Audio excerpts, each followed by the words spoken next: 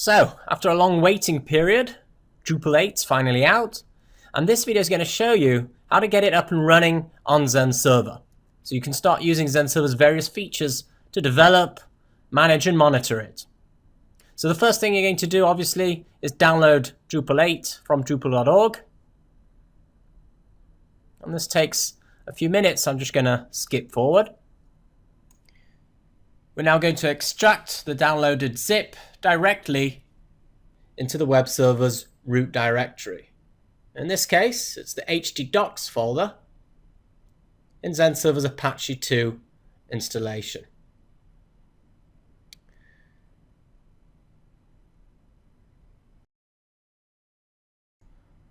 And of course, the location of this folder depends on the operating system and the web server you're using.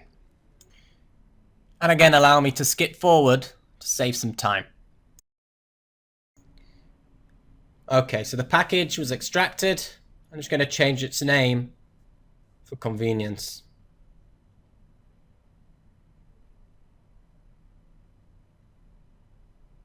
Now, before we start installing Drupal 8, there are two additional steps that I need to take.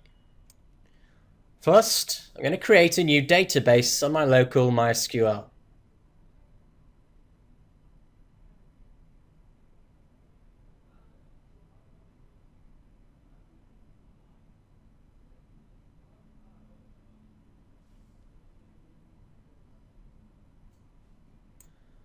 Next, in my php-ini file, I'm going to uncomment the specific directive that Drupal 8 requires.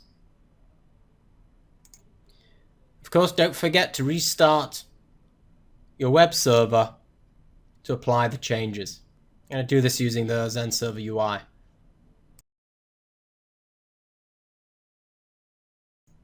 Okay, we're ready to start. I'm going to open a new browser tab and enter URL to the Drupal 8 installation. And we get the Drupal 8 installation wizard. Let's start. I'm going to select the standard installation profile. System requirements are verified, and we can see that clean URLs are disabled. But for now, we're just going to choose to continue on with the installation process. Now we need to configure the database. I'm going to enter the name of the database we created, username, and password.